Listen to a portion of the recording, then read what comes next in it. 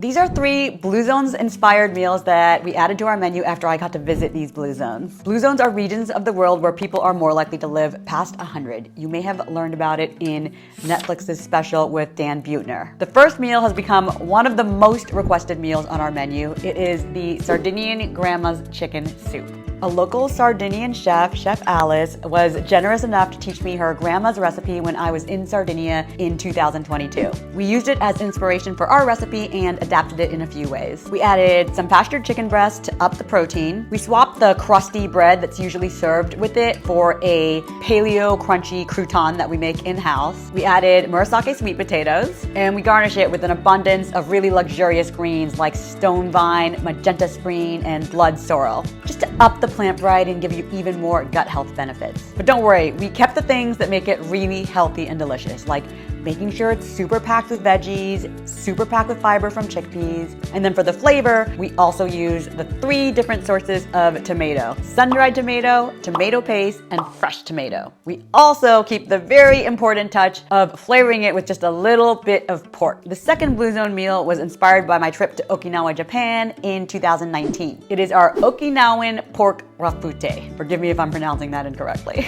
This dish was by far my favorite thing that I ate in Okinawa. The traditional Okinawan dish uses pork belly, but we swapped that for a slightly leaner shredded pork shoulder. In Okinawa, they will often serve this with a raw egg yolk, so instead of doing that, we are incorporating a whole pastured egg along with the egg white to make sure you're getting even more protein. The Okinawan dish is traditionally served with a white rice, but we swapped that for our very special pink sushi rice. Our pink sushi rice is special because we prepare it in a way that minimizes its glycemic load. First, it's cooked then cooled before you eat it. And second, it has rice vinegar in it. Also in general, whenever you eat your carbs and you pair them with protein and fiber, this reduces the glycemic load of the meal. And because we wanted to make the dish even healthier and tastier, we added yuzu pickled vegetables to it. Since this is a richer dish, having something crunchy and sour just gives the dish a little bit more balance. While the traditional dish isn't veggie packed, every dish at Methodology has to be, so of course we added veggies to it. Our version is always served with a full serving of vegetables and greens. We'll typically garnish this dish with Japanese mizuna, opal, basil, and lemon balm. Lastly, I also spent time in Ikaria, Greece in 2021. We have a few dishes on our menu inspired by that trip,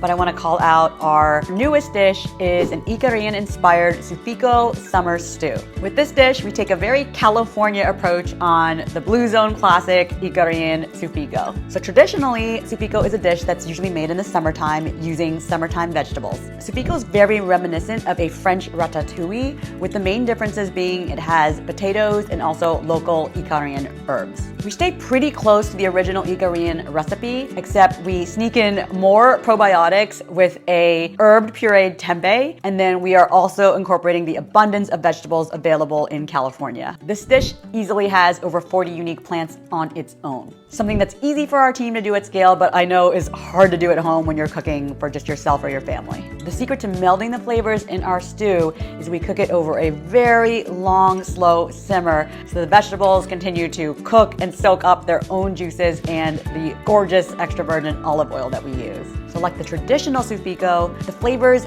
meld and intensify over time. So by the time that you're eating it at home, it's tasting even better than it did than when we first made it. Another thing that makes this dish perfect for the summertime is you can enjoy it cold out of the jar or you can heat it. Thanks for listening to the stories behind our Blue Zone inspired recipes. Let us know in the comments which dish is your favorite or which you're most excited to try.